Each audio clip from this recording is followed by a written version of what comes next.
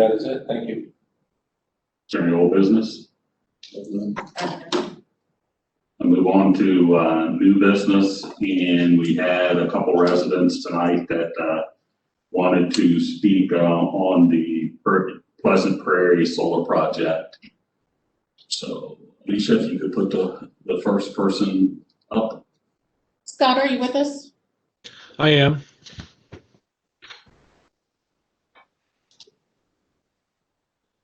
I am now making you the presenter. Okay, I don't see video options. Oh, here we go, start video. I've got it. All right, everything working well? Yes. All right, thank you for allowing me to speak tonight.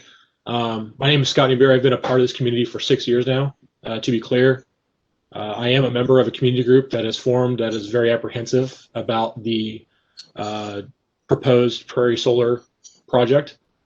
I'm not speaking on their behalf this evening, though. The statements, opinions, and questions presented are my own. Like many others, when I first learned about the solar project, my initial thoughts were there is nothing farm-like about an industrial scale solar plant. How is this considered agricultural use? After some searching, though, sure enough, Prairie Township zoning resolution, permitted use table 1, public service facilities are indeed conditionally permitted. So that answers the initial question a lot of people had right off the rip. Per the public Zoom meeting with Invenergy, both Pleasant and Prairie Townships were briefed about this project in October. It is my understanding these briefings were conducted one-on-one with individual trustees and not in a formal board or zoning meeting like this one. Can you speak to the nature and details of this briefing? Specifically, why were these briefings not in public forum? What is your personal opinion of the project? Was the township promised benefits, monetary or otherwise? And has Invenergy submitted a zoning application, and do you plan on approving it without condition? I can speak to that. Mr. Newberry, with the electric project, the size of the proposed solar project, our zoning does not come into play because when a project goes through the Ohio Power Siting Board, once they give approval, if they do give approval, it doesn't matter what the existing zoning is. So local and county zoning essentially is void or non-existent once that approval is received. As far as the presentations, I've not received any information additional to what was put out at the public meetings and had not had monetary discussions with them other than what was in the slide in their PowerPoint presentation. So to speak to why they contacted folks individually, I can't answer for them. That's, their mode of operation. But to this point, because they're still in what is referred to as the pre-application stage, we have not received any official notification. I talked with the representative from the Power Siting Board yesterday and got registered so that I can receive information. And as of the time of this meeting, I have not received anything in regard to the formal application. What the staff member shared with me was that they have not received the application, but they do anticipate within a week or two they should be receiving that. So then are you officially lodged as an intervention party? We'll actually discuss that with the board. With the staff member, it sounds like we have till June. We have standing because we're the local political subdivision, but we do have to register, as you just mentioned, to have the ability to be in the intervention process. Okay. Do you plan on then having any type of open forums or town hall meetings to get a sense of what the constituents actually have as far as concerns or desires as it relates to this project? Yeah, as we get the formal application and more information is made available, I'll certainly have that discussion with the trustees and see how they want to proceed. When we look at the project, there's really 3 stakeholders that are township residents. There's the stakeholders that want to enter into a lease. That's why there's a project application. There are those folks like you that are in close proximity, but it isn't their property that's being proposed to have the project on it. That's the second group. And the third group of stakeholders is the remaining township residents and, what is their perception of the project. And that's really the component that is unknown at this point because it is new. It's a proposed project. It's not officially applied for. And that's something that, I hope to be able to gather more information as the information is shared, as it's presented to the siting board. Is your intention to retain legal counsel from an environmental specialist attorney that has dealt with the Ohio Power Sitting Board before, or are you merely thinking that you're going to be taking a kind of a backseat approach to this? Well, at this point right now, we're gathering all the information we can, just like I mentioned with the residents, so we can understand what the feeling is township-wide. Folks that are against it, we understand how they feel, and they're easily identified. Those that are for it, that are participants in the project, they're easily identified. It's the larger population that, at this point, with it being so early, we're not sure how people do feel about the project as a township whole. So you personally, the trustees, those involved, don't have any particular leaning one way or the other right now?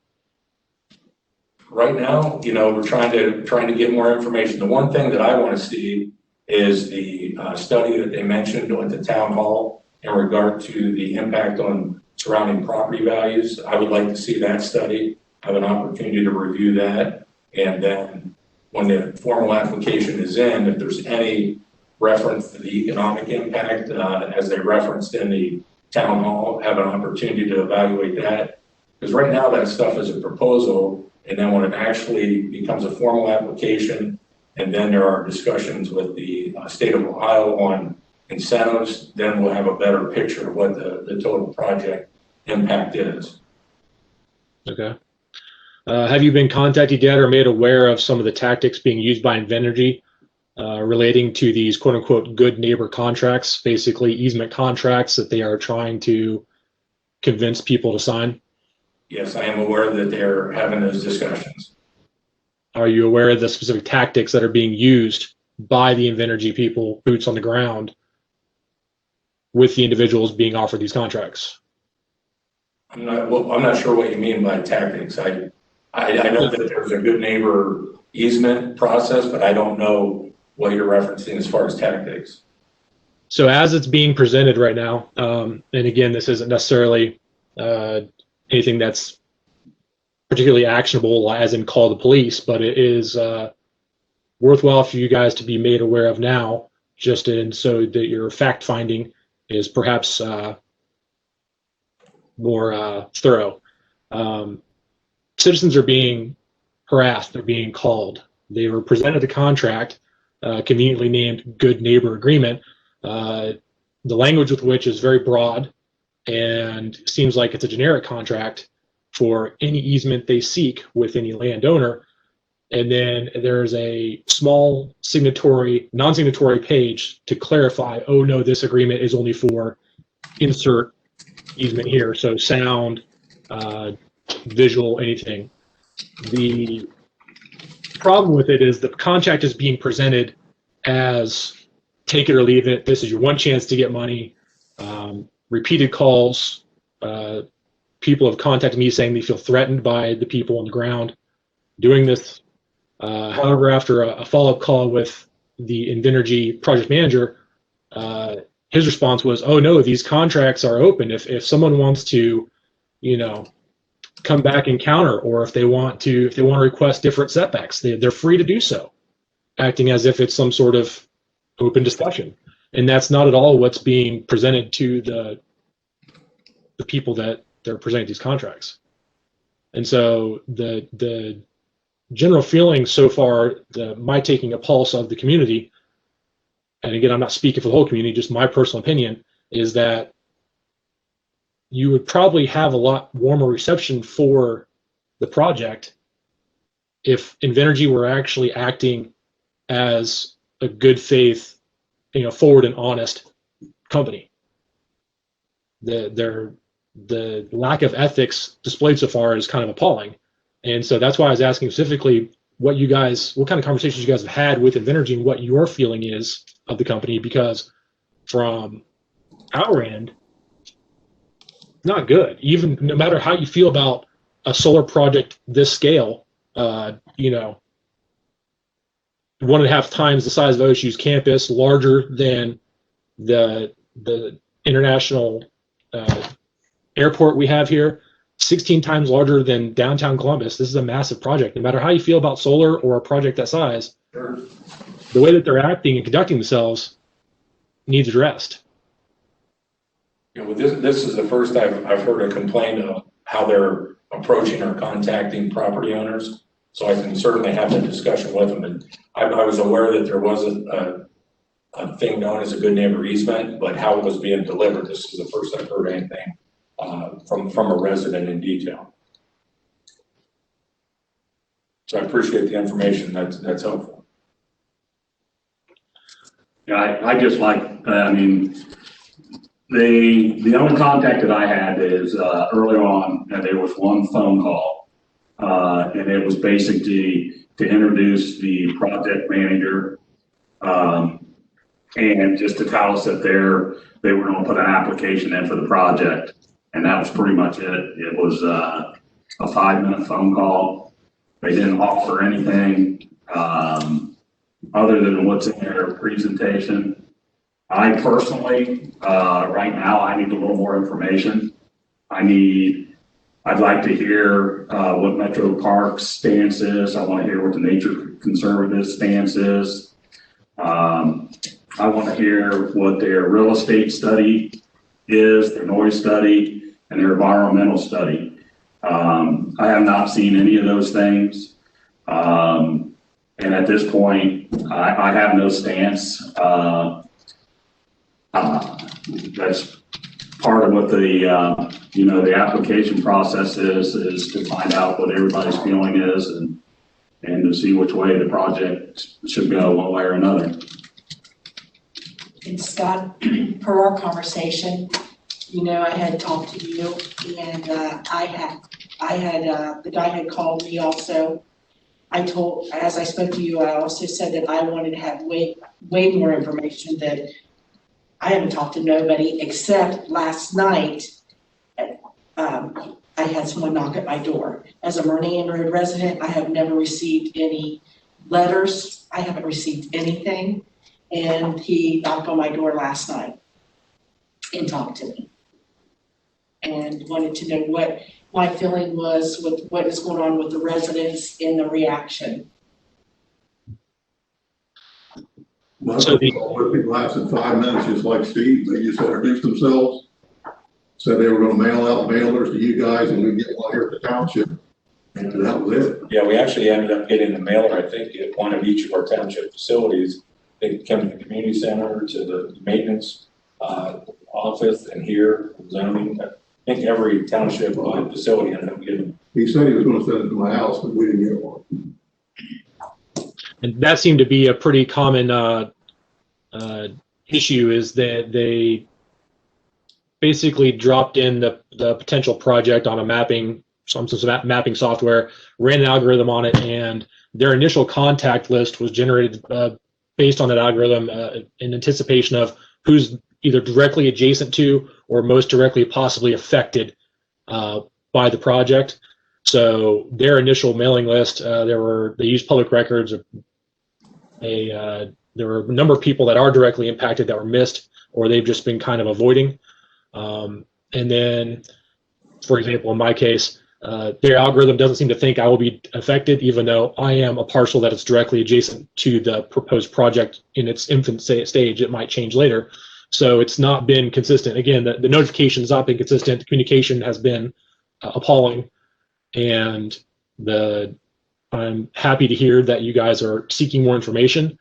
My hope is that if the project is going to just roll forward, that instead of just taking a back seat or just allowing it to happen, that the project is instead used as an opportunity. If there's no stopping it, and that is what's going to happen with that land, positive, negative, however you feel about that, I think the goal should be, unlike Invenergy's stated goal right now, which is to basically kind of loosely blend the solar panels into the environment. I think that the property value thing is very easy to answer if you simply take the approach of the solar panel should disappear into the landscape. They could put Tesla laser guns on that property. If it was covered by trees, we would never know. If it blended into the surroundings like the Big Darby Nature Center does with its living roof and its unique architecture, there would be zero impact on property values. In fact, it might be a boom for property values if it's featured in a magazine or a news article as, hey, this is the proper way to integrate a large solar facility, an industrial scale solar facility in a rural community.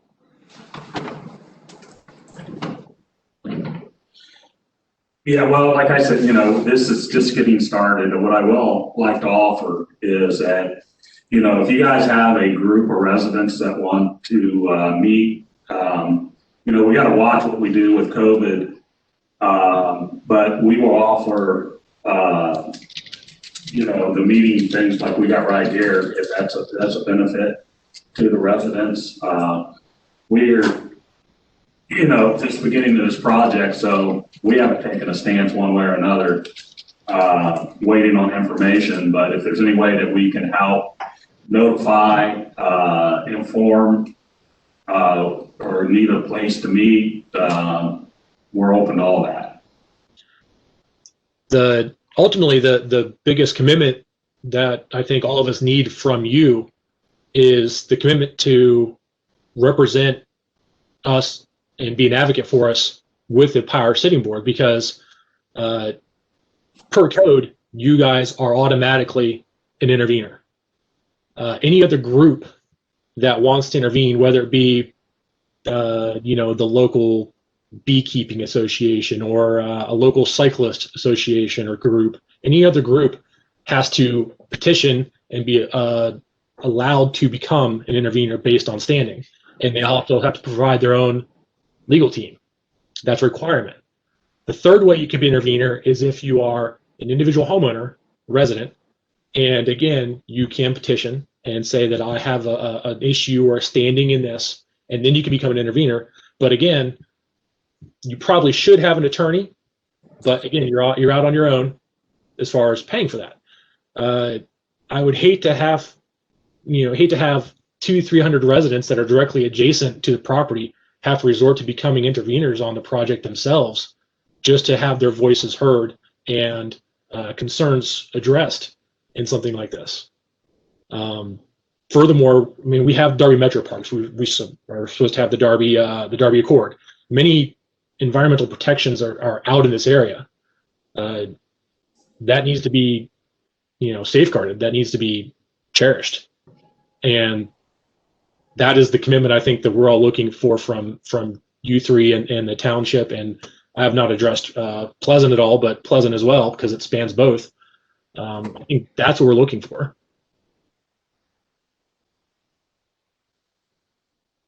Well, we hear you, but it's part of the process to be an intervener. We're going to be an intervener one way or another, more than likely.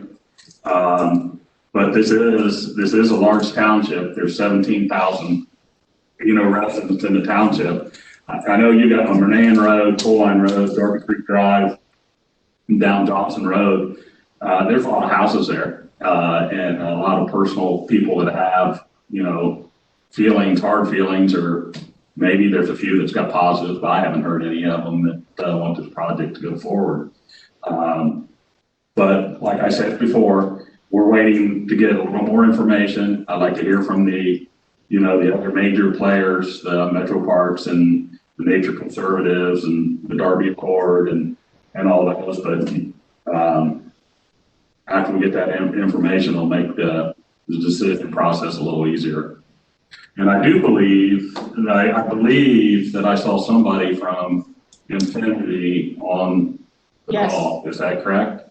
He is on the call. He is in line. If you would like to have him speak, we do have another speaker in line first. Whichever way you'd like to do it, sir. Okay. So after Scott gets done, we'll go with the next person that was in line, and then go with the Okay. Infinity guy. All right. Assuming that we're going to have more town meetings like this, hopefully with some actual eventual, outcome.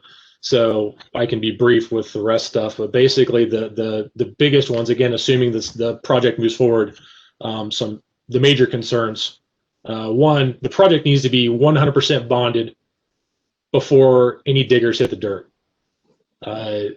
Recycling solar panels is kind of the dirty hush hush part of the solar industry. They're primarily glass and aluminum, which is normally very recyclable and is wanted on the open market. The heavy metals that are part of the manufacturing process of the panels that render the recycled materials essentially useless because the cost involved to do it correctly. So I think that above all else, the disposal, long-term care of the panels needs to be, no questions, needs to be taken care of right off the rip. Again, back to blending it into the surroundings. They're talking about the two things. One, the setbacks they're talking about are to the fence line, not to anything else paying the project. If you factor into a tree or any type of foliage, that means that you're going to be you're not going to have much foliage room available because you need to maintain the area on the fence for maintenance of the fence. Two, there's likely to be equipment right up against the fence as well. So, in the fence they're talking about, if you look at the Hardin 1, Hardin 2 project, they were talking about, I've not had photos presented yet, but the original presentation that I'm sure got approved was essentially like a 9-foot anti-scaling fence that to keep what looked like basically every animal under the sun out.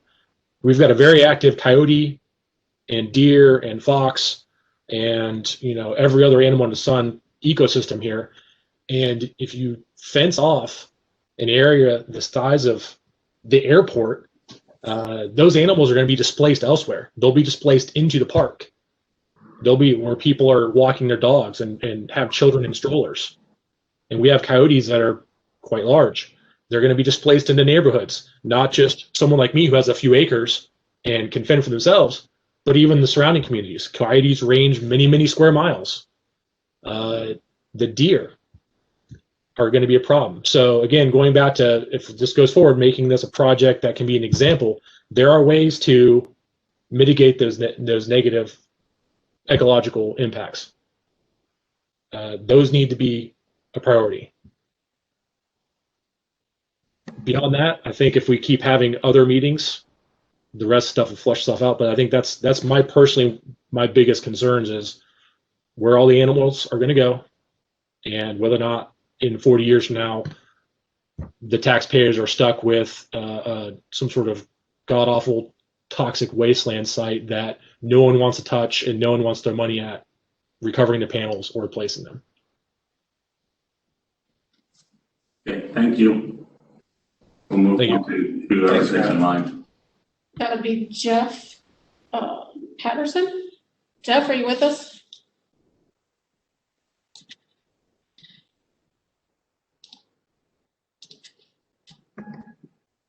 Can you hear me? We can hear you now. Okay, excellent. Yeah, I'll just speak really briefly because we have the project manager also attending the meeting right now. My job has primarily been outreach for the project. So I know a lot of residents have probably spoken to me on the phone or met me in person. Personally, I have made hundreds of calls to the residents of the two townships this project is located in. And I know I've at least attempted to speak to the trustees, and if there was a miscommunication, I apologize, and I would love to continue to follow up with you all as we continue this project process. I would just like to confirm that we are doing our best to be good neighbors throughout this process. That's why we are putting such a heavy emphasis on our outreach efforts and trying to involve a number of neighbors in this process. I've personally talked to Scott several times. We've met in person, and I would like to continue those conversations as we go through this. And I just hope we can continue to work with neighbors and, have the opportunity potentially in the future to meet with neighbors in person as well as we go through this process. And I would just like to give Josh the opportunity now to maybe speak to some of the details on the project, if that's okay. Thank you.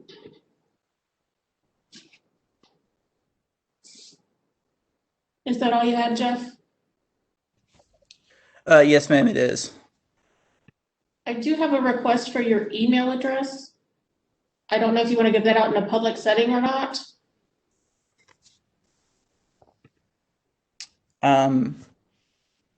Yes, I can link an email address in the chat if that's the best way to place it. That would be the best way to do it. Yeah, sure, I can do that, no problem.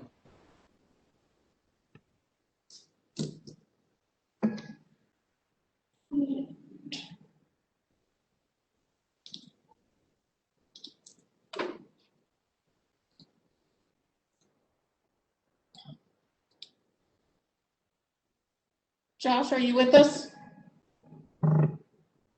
I am. Can you hear me? We can.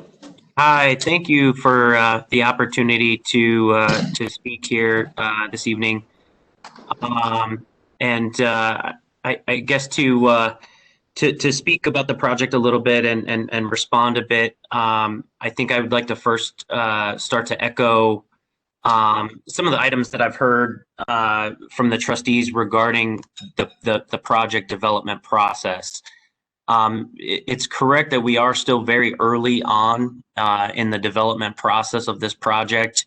As I think I heard, and again, I will reaffirm that, with this being a substantial development for the area, Invenergy prides ourselves on doing a robust amount of ecological and cultural due diligence on the site to be able to effectively design the project and come up with a project with eliminating impacts to, again, both ecological resources and cultural resources in the area.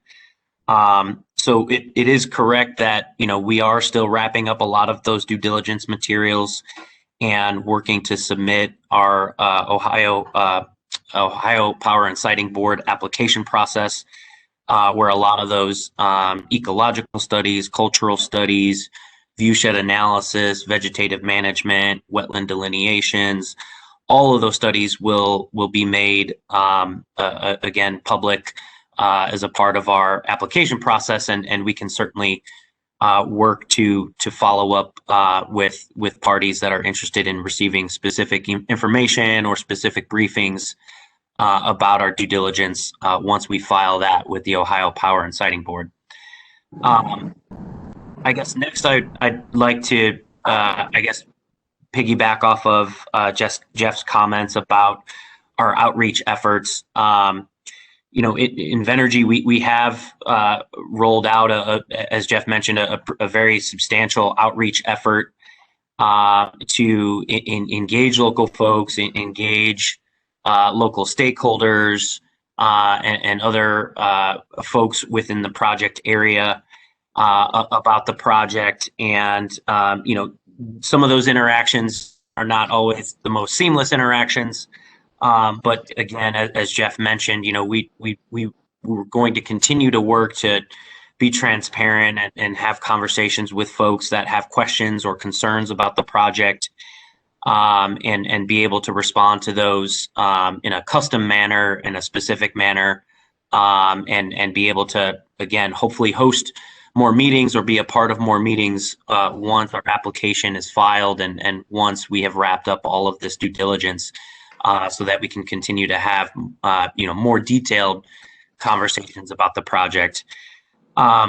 With regard to our outreach, regarding folks that are adjacent to the project, I would like to touch on, again, our process there.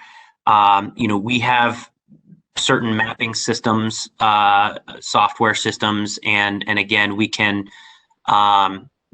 run a program that tells us, which parcels are directly adjacent to our project, and for guidance from the Ohio Power and Siting Board, those are the folks that we are to obtain public information for and send out notices and invite to the public information meeting, along with, folks at the school board, folks at the fire department, first responders, those types of community entities.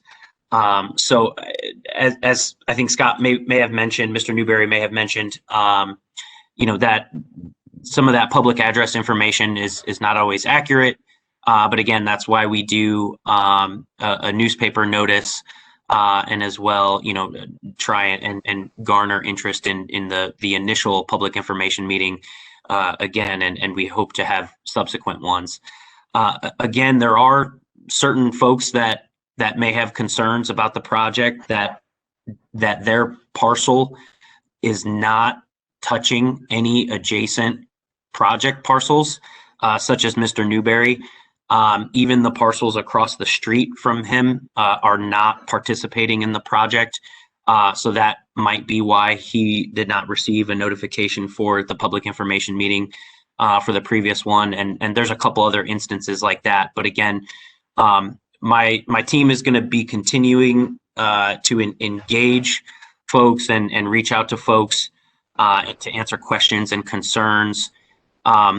With specific folks that have concerns about their property being directly adjacent to the project, it is correct that we do offer input into the design of the project via different setbacks, different landscape screening, and potentially other forms of input to the design of the project.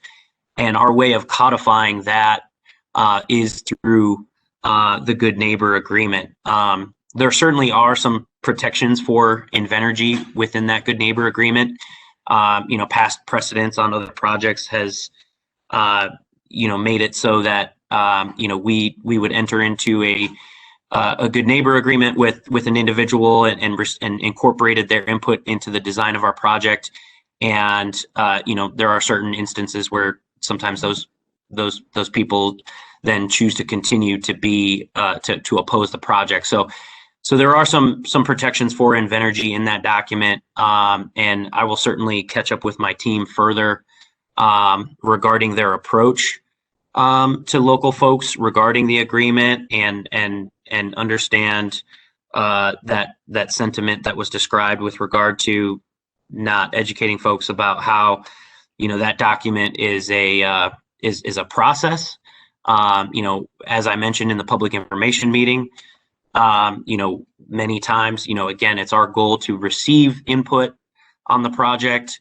And again, the way to codify that in each specific instance for an individual's property, again, the way to codify that is through that neighbor agreement, so that we can track and we can make sure that we're providing those neighbors with the conditions that we're able to work out with them.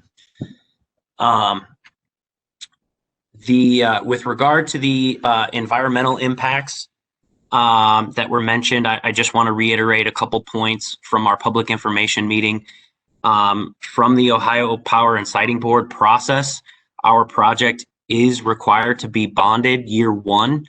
Our project does have a decommissioning report that analyzes the cost and the infrastructure of our solar equipment and weighs in on what that bond looks like. But we are required to bond the decommissioning of the project right off the bat.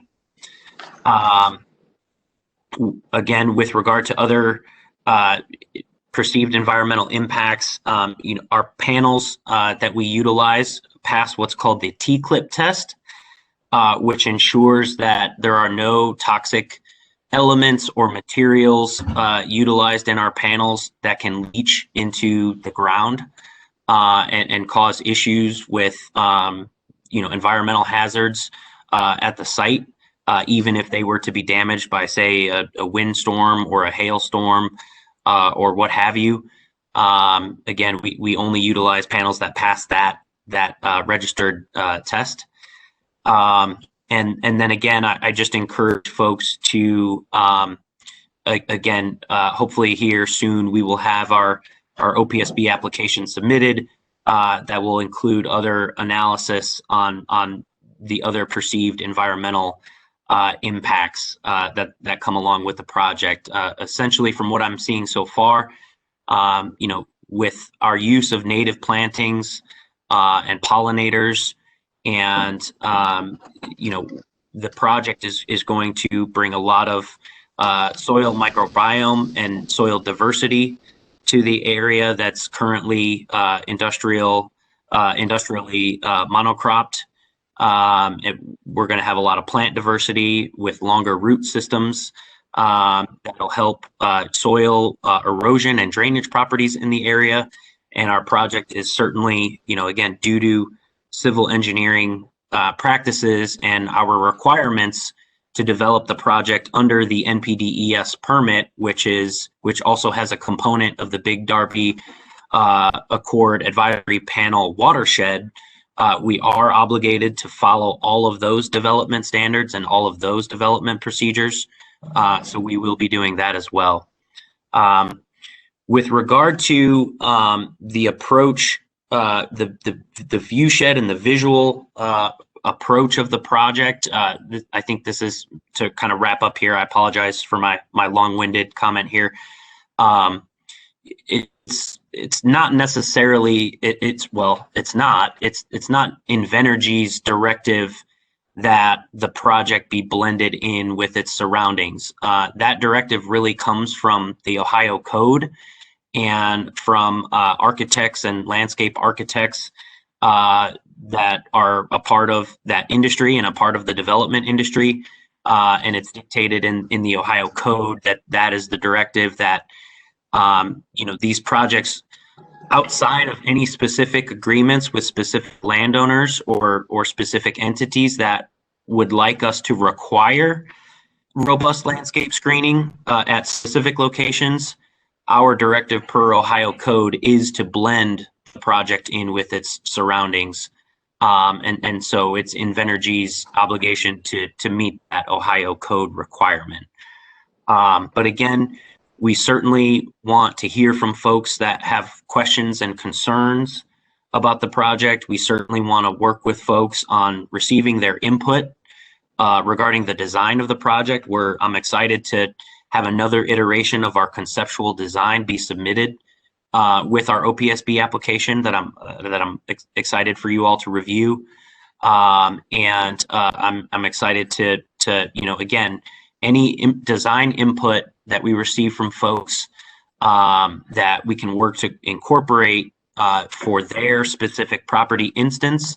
We're excited to work with them on that neighbor agreement with those folks and continue the conversation about the project. Again, apologies for the long-winded comment there. I can restate anything or answer questions as needed if you also choose. I have one question for you before you get off the call. When looking at the other locations on your site from Google Earth, you got them mapped out where you can look at them in an aerial view.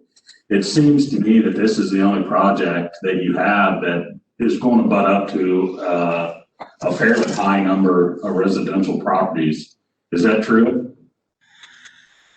I am not aware of different proximity or density relationships on some of our Invenergy's other projects. I can speak to, I have one or two other projects for Invenergy that I've worked on that do have, some homesteads in and around the project area.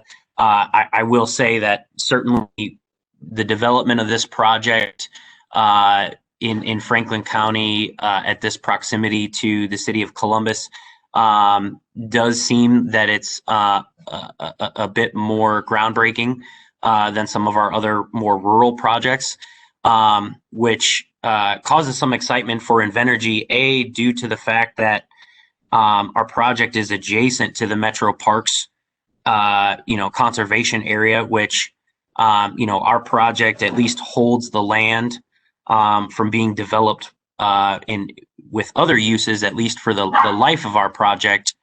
And again, the diverse nature of our plantings and pollinators and the benefits of drainage and stormwater management adjacent and water quality adjacent to such a pristine area like the Metro Parks property. We're excited to have our project benefit that water quality and that environment and that conservation effort, again, with the diversity of our plantings and our improved drainage properties in the area there for that benefit. Okay, we got a couple other people in line, so some of them might want to still talk to you later. So let's move on to the next person in line.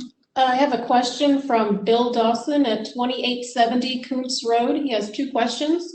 The first one is, what is the Metro Parks stance? I think you touched on that we don't know yet. And the other question has our environmental studies being done. That's a Josh question. Yes, if those questions are for me, I am not aware. I've been in touch with Metro Parks in terms of coordinating and getting design input into our project. For example, they have provided their vegetative management plan to Invenergy so that we can incorporate those seed mixes and those processes and the maintenance of, again, an area that is next to their property. We have incorporated that into and given that to our environmental scientists, our environmental biologists, to incorporate into our project design and procedures. Whether or not Metro Parks has a stance on the project, I am not aware of that. But we have received their input. And with regard to the question about environmental studies, yes, substantial environmental studies, again, wetland delineations, site characterization studies, wildlife surveys, also archaeological cultural resource surveys, hydrology studies for drainage, and environmental assessment and impact reports as well that we have commissioned and again, we'll be submitting. And when should we look for those to be available? Certainly, great question. I am hoping to wrap up all of our scientists' reports here in the next week or so.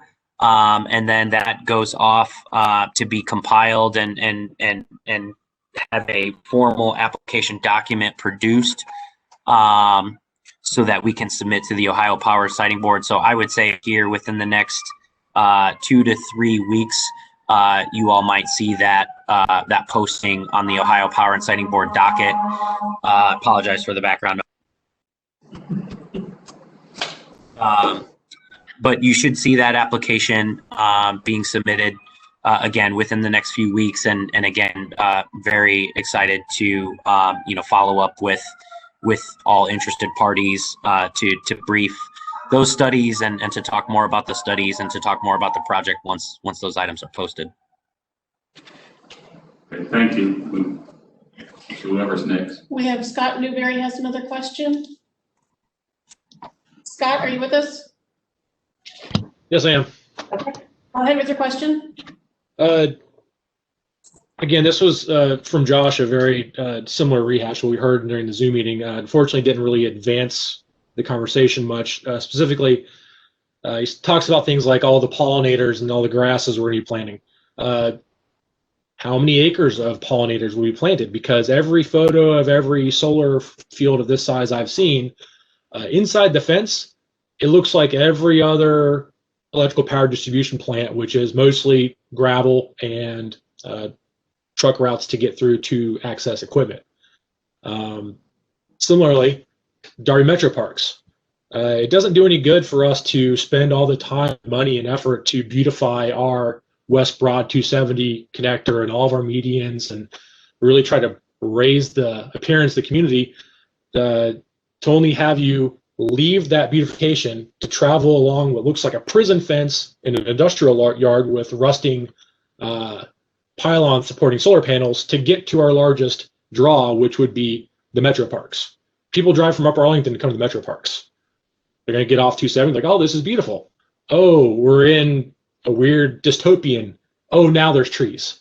I mean, this doing the minimum per code, per Ohio Revised Code, just simply isn't going to cut it when you are integrating with a community that is going to be the project going to be very close to people's homes and has the parks that we have. And then again, more lip service. The notice was taken out in the dispatch. Now in Harding 1 and Harding 2, the notices were put out in the West Side in the Messenger newspapers, which, as far as I know, have a much larger uptake. This notice was buried in the middle of the dispatch. I don't get the dispatch anymore, but I definitely get the Messenger because it's automatic. Comes every week, no matter what. I can just go on and on with this. You talk about being a good neighbor. A good neighbor doesn't say, "Oh, don't worry, we're not going to negatively impact you." A good neighbor says, "Don't worry, we're going to leave the land better than we found it." I mean, the language doesn't match anything that makes anyone feel good. And it's great that you want to hear our input, but what's actually going to be done? Actions speak louder than words. And having the approach of trying to individually micromanage or micro adjust your plans to the individual most affected landowners in a manner, again, what you're saying is not what's happening on the ground. I'd love to see your protocol statements and the training that your outreach people get. I'm getting the feeling that they're probably paid on commission or some sort of bonus system. They're definitely not following the language that Josh is presenting. Just do better. Scott, I have a question for you. This Hardin 1 and 2 is kind of off Steve's question. Where's that located, and was that near residential? No, that was the last two. They listed 3 projects that they've recently completed in Invenergy's documentation in the Zoom call.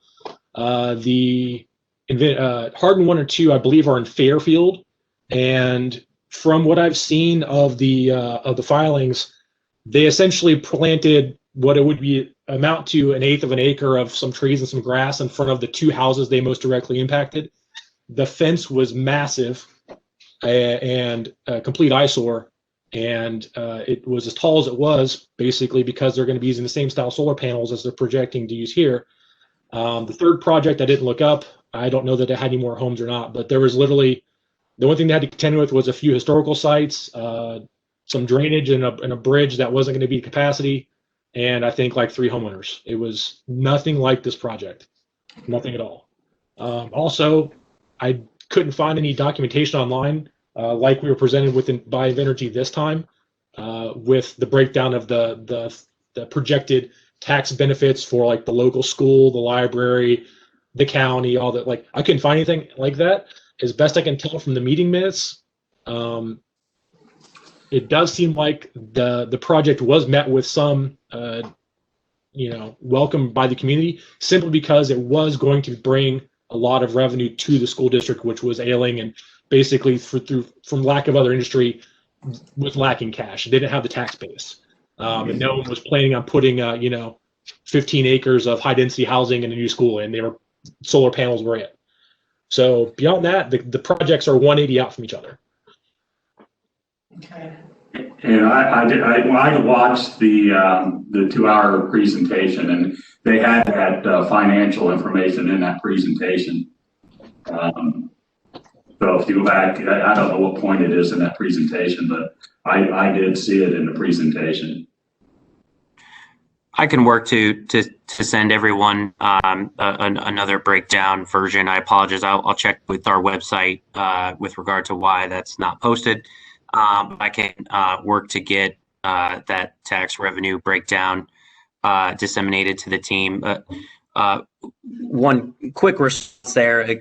I apologize that I don't have the full design of the project at this very early development point of the process.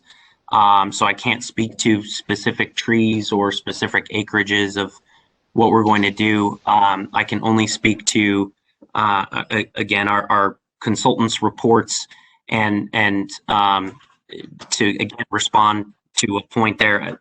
I have never said that we are going to be the minimum of the Ohio code with regard to any aspect of the design of the project. It's Invenergy's goal to exceed those expectations and again continue to work with Metro Parks and being adjacent to such a pristine area there. So very excited to get this early due diligence done, this early these early guiding scientific documents and studies and reports published, so we can have more conversations and talk more about the design of the project. Okay, thank you. Is there anybody else online? I do not have anything else. Is there anybody else on the chat that wants to get a word in? Am I off mute? I have nothing. Okay, well, thanks everybody for that conversation. So with that, is there any other new business? No. Is there any more public comment?